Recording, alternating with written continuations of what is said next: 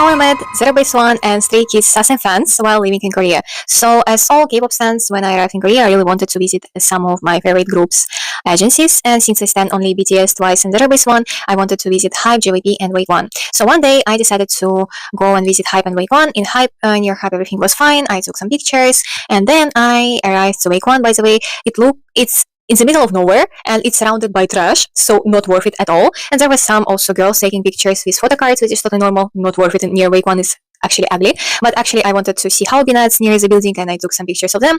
And then me and my friend, we decided to meet like in an hour, so I decided to just go to the nearest cafe and grab some coffee. And I was like sitting in the back of the cafe, and there was a window occupied by three Chinese girls. And at one point I was just chilling, and I heard them screaming and talking loudly and taking pictures out of the window. And I looked out of the window, and I saw that someone was surrounded by a lot of women who are screaming and taking pictures. And from the conversation of the girls who were sitting near the window, I overheard only Chan Hao, which I could understand from their Chinese, and I understood that that was Chan Hao who was leaving the building. And these girls on the street, I mean, there were tens of them, they were waiting for him to take pictures and follow him. And I couldn't see a lot from the window because, as again, I was sitting quite far from it, but still I could see how like someone was surrounded by a lot of people and he couldn't walk because he was surrounded by them, which is scary. So it was my first encounter with Zero Base One's Chan Hao Chinese sasaengs. And then it was also kind of related to Zero Base One because since it was their concert days, I decided to go to JYP because it's near the K-Expo Dome. And in front of JYP, there was Asia Coffee, and they had Ricky birthday event, so I decided to go there and just spend some time while drinking coffee. And while I was waiting for my order, near the window, there were girls, and I overheard their conversation. It was in Russian, and I could understand Russian. And basically, they were writing down the times when someone entered and left the JYP building, and also they were writing down the car numbers.